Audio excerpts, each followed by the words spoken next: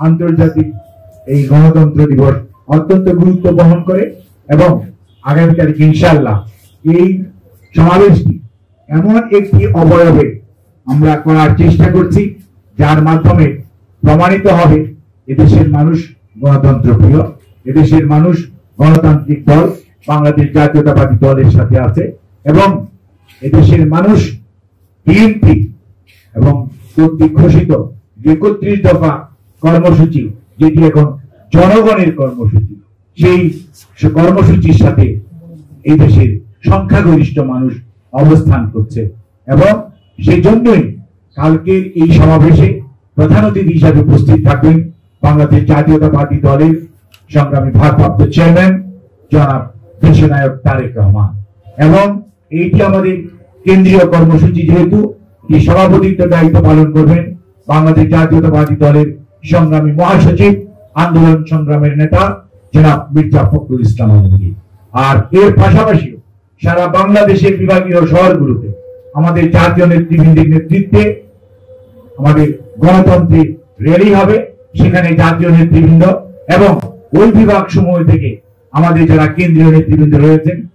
তিনারাও সেখানে উপস্থিত থেকে সেই গণতন্ত্র র্যালিকে সার্থক করবেন। অর্থাৎ সারা দেশব্যাপী কালকে গণতন্ত্রের যে র্যালি হবে, গণতন্ত্রের যে সমাবেশ হবে, এর মাধ্যমে এদেশের মানুষ যে গণতন্ত্র প্রিয়, এদেশের মানুষ যে গণতন্ত্রের জন্য মুখিয়ে আছে, এদেশের মানুষ যে গণতন্ত্র প্রতিষ্ঠার জন্য যে দলটির উপর আস্থা রাখে সেটি হচ্ছে বাংলাদেশ জাতীয়তাবাদী দল। তাদের উপস্থিতির মাধ্যমে জনগণ প্রমাণ করবে এদেশের সংখ্যা মানুষ বাংলাদেশ জাতীয়তাবাদী দলের কর্মসূচির সাথে আছে, জাতীয়তাবাদী দলের সাথে আছে এবং ইনশাআল্লাহ কালকের এই সমাবেশ থেকে আমাদের ভারপ্রাপ্ত চেয়ারম্যান আগামী দিনের দেশ পরিচালনায় এবং দেশের মানুষকে নিয়ে গণতন্ত্র পুনঃপ্রতিষ্ঠার যে আন্দোলন চলছে সেই আন্দোলনকে কাঙ্ক্ষিত লক্ষ্যে পৌঁছে দেওয়ার জন্য ওনার বক্তব্য নিশ্চয়ই নতুন বার্তা দেবেন। আপনাদেরকে সবাইকে অনুরোধ করব আপনাদের মাধ্যমে এই খবর ছড়িয়ে যাওয়ার সাথে সাথে মানুষ উৎসাহিত হবে, মানুষের অংশগ্রহণ আরো বাড়বে, নেতা কর্মীদের পাশাপাশি সাধারণ মানুষের অংশগ্রহণের মাধ্যমে আগামীকালকের এই সমাবেশটি হবে অন্যতম বৃহৎ সমাবেশ সমসাময়িক কালের মধ্যে ঢাকায় এবং সেটি ঢাকা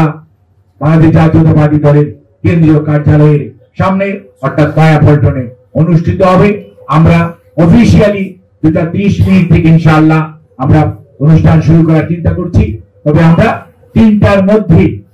আমরা অনুষ্ঠান মানে 2:30 আমাদের টার্গেট এবং